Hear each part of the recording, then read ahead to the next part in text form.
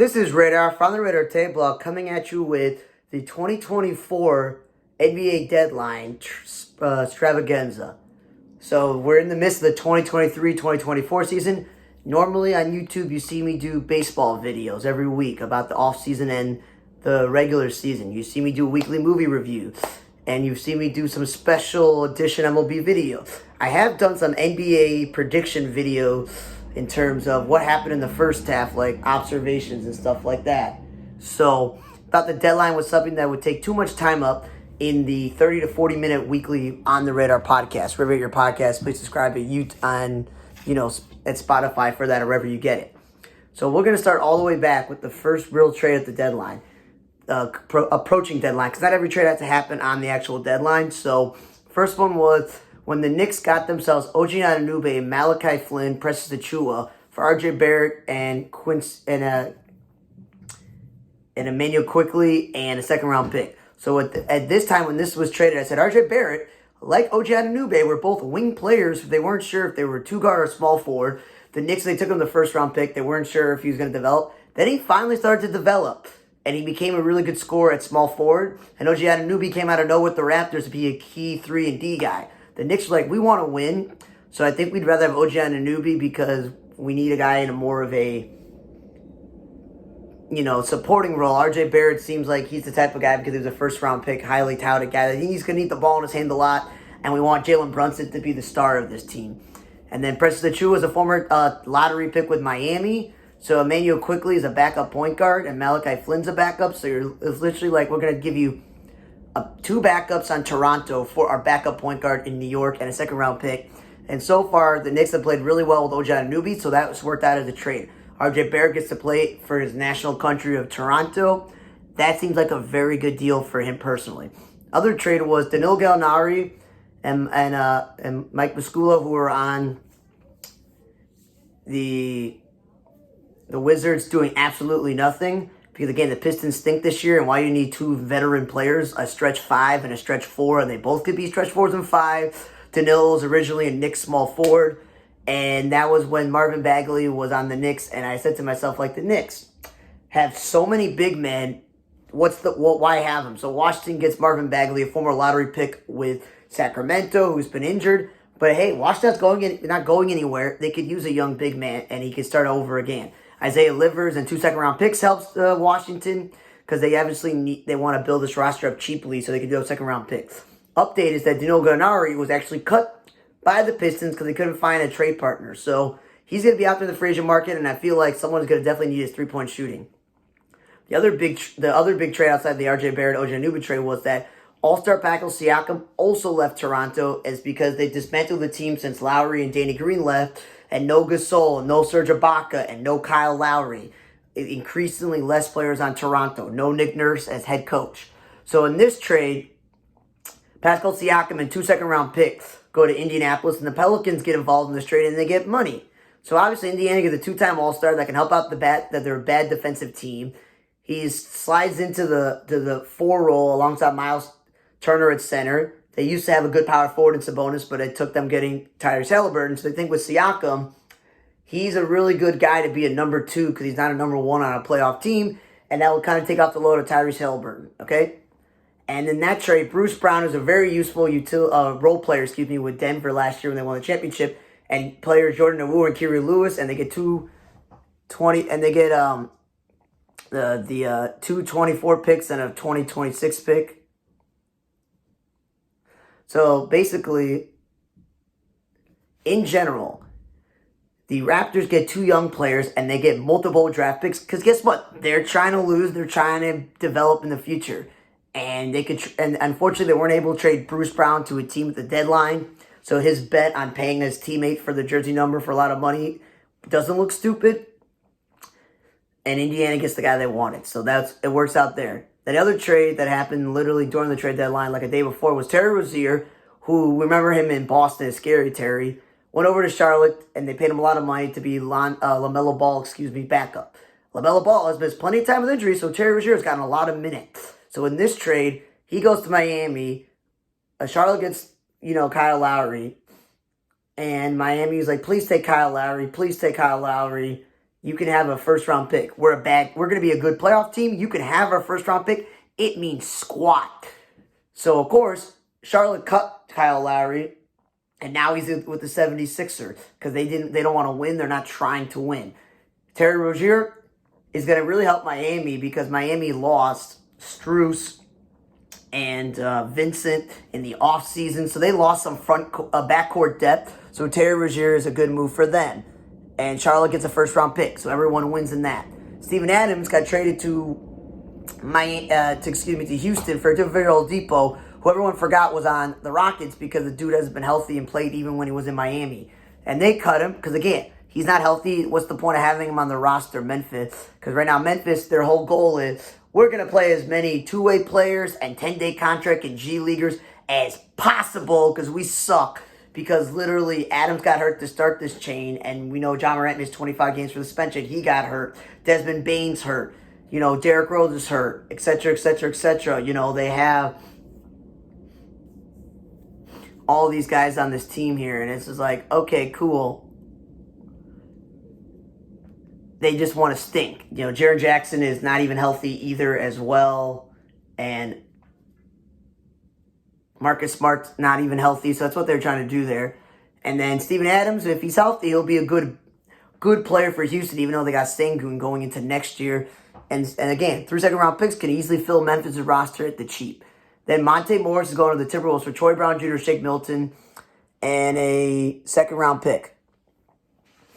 So the Pistons, again, they're not going anywhere. If Monte Morris can help out the Timberwolves, who are surprisingly a top seed in the West, and all it involves is backup guard Milton and backup wing player Troy Brown, and they get a second-round pick, that's fine. Detroit's trying to lose. I don't know if Troy Brown and Shake Milton are expiring contracts, but the Pistons definitely are not trying to win. Then another trade was Simone Fonteceno was traded to Detroit. Because, again, they're not trying to go anywhere. I never heard of this guy. It's probably a project with the rights to this guy. And Kevin Knox, who's a failed player,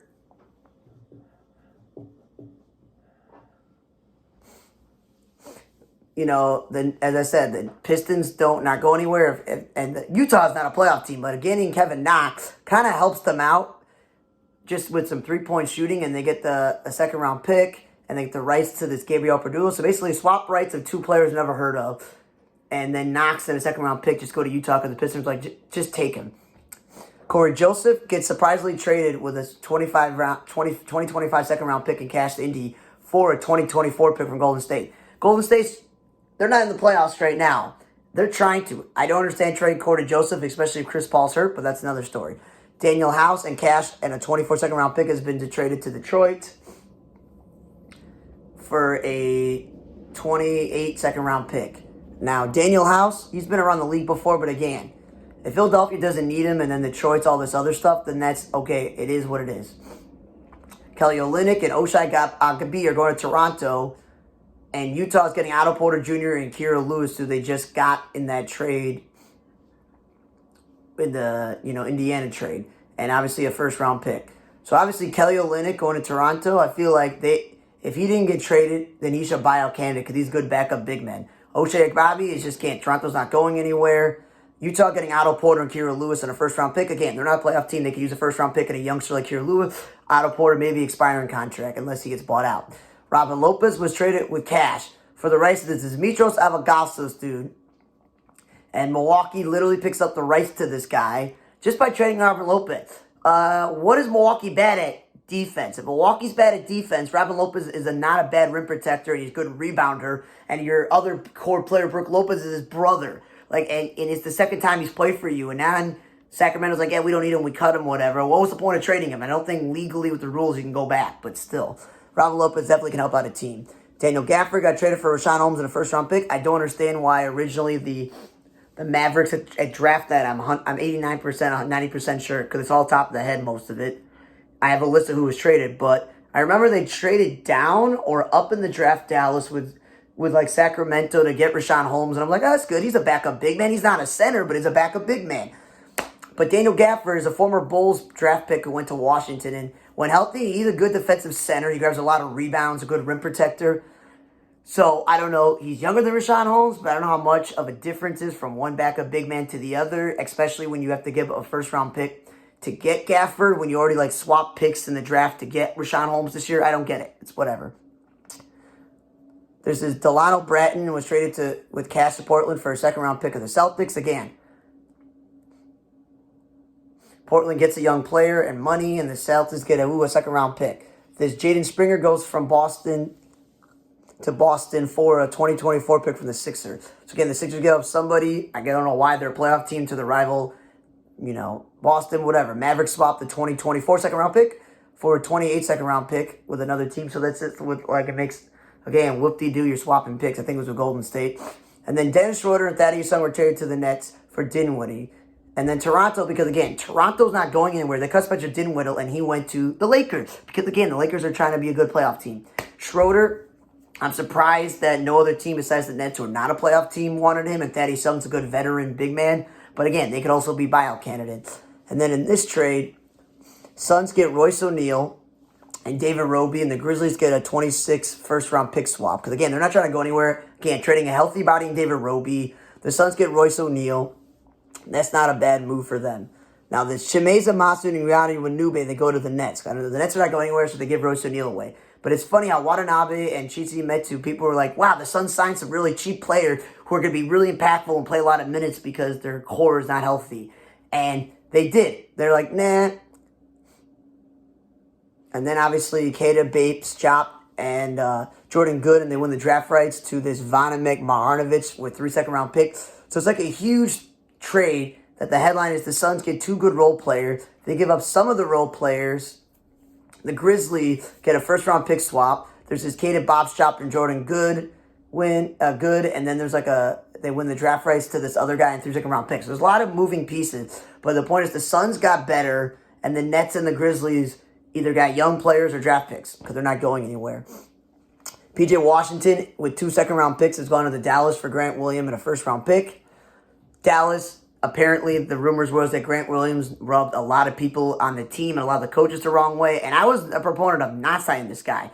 Asking a guy who's the size of a shooting guard, more closer to a point guard, to ask him to play significant minutes at power forward is just outrageously stupid when the Mavericks just have a bunch of power forwards who are undersized center, and you're playing Kyrie and Luke at the same time, so you're already small, and you can't play Tim Hardaway and Seth Curry at the same time when you want their three-point shooting, that I never understood the whole Grant Williams thing. So they were happy to get rid of him if they had then had to take a first-round pick, because even though Dallas is not a playoff team securely, if they do make the playoffs, the first-round pick isn't that good. So Charlotte, who's not trying to go anywhere, will take Grant Williams' large contract and a first-round pick to take it. But Dallas gets P.J. Washington. He's become a very good role player, a very good productive power forward, which is what Dallas needs, is size, and he can defend 3 through 5. So it's perfect for them. And they get 2 second-round picks even if they don't need him. It just helps out. Pat Beverly is going to the Bucks because, again, they apparently are so bad on defense that they're going to go trade for Patrick Beverly and say, take Cam Payne, a second-round pick. And the legend of Cam Payne as this great backup to Chris Paul in Phoenix, he's been healthy the past couple of years, and it hasn't worked out. And he got traded around and cut, and then he was on Milwaukee, and now he's on the Sixers. I don't even know if the Sixers are even going to use this guy because Tyreke Maxey is the starting point guard. I wonder how many minutes you'd get. I don't know. Spurs get Marcus Morris and a second-round pick again. Spurs are not a playoff team, but Marcus Morris is a veteran, so they can either buy him out or you can, mentor some of the young guys on the team. While Buddy Hield goes to Philadelphia for Furkan Korkmaz, Doug McDermott, and 2 second-round picks, because these were announced as separate trades originally. But again, I don't understand why Indianapolis, who made that huge trade for Pascal Siakam, and they're a playoff team, could use the three-point shooting of Buddy Hield, who's like top 25 all time and three-point shooters of all time, like in terms of how many threes made. Why trade him? Woo! You get yourself, Furkan Korkmaz and 2 second-round picks in cash. Like, that is just boring.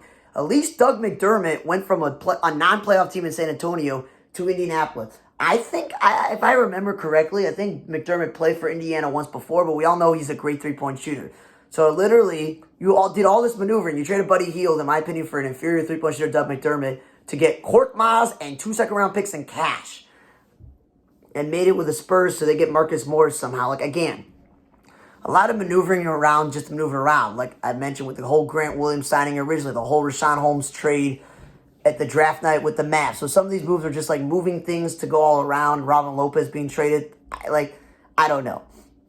And then Gordon Hayward is an important trade. You got to trade to Oklahoma City. When he's healthy, he's a very good shooting guard, small forward, or stretch four for this Vashali Misi person who I've never heard of. Trey Mann, Davis Bertans, 2 second-round picks. And as we mentioned, Charlotte is not trying to win. That's why they traded PJ Washington. So getting Trey Mann, a youngster, and this guy Misi, who I've never heard of, and 2 second-round picks is for the future.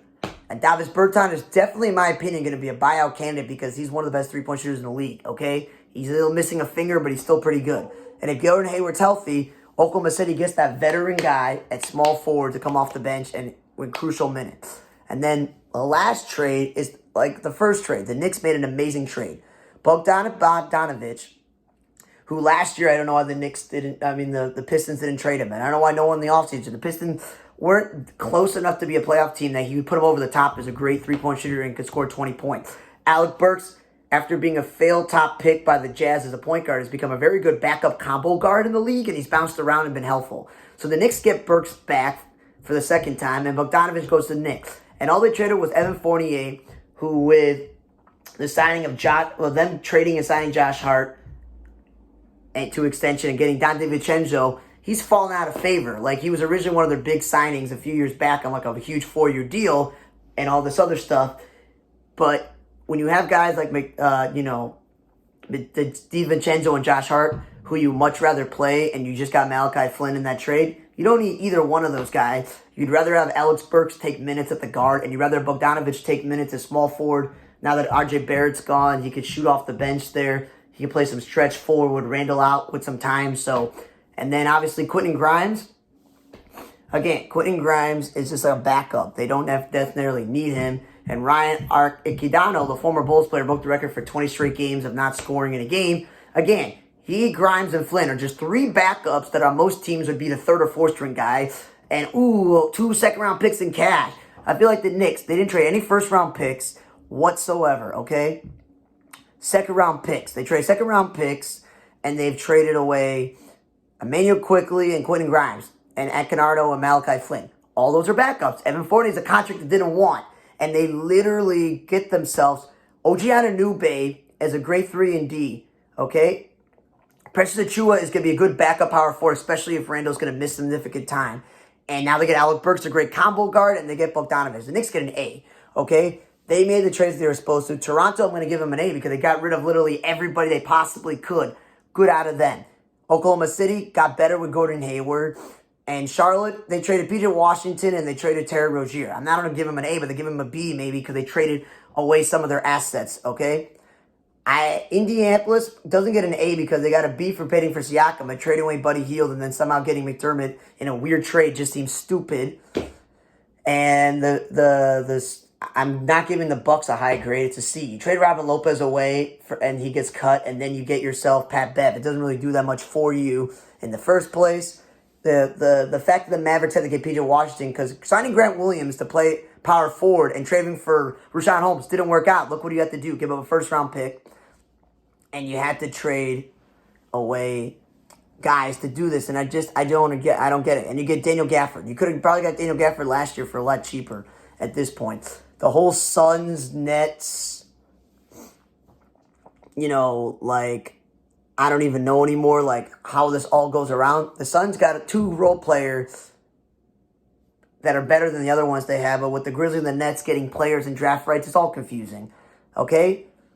The Nets traded away Dinwiddie, and then he immediately got cut. And I don't know why they need Schroeder and Thaddeus Young. The Sixers trading with the Celtics make no sense. All these swap picks and players for cash and rights are stupid.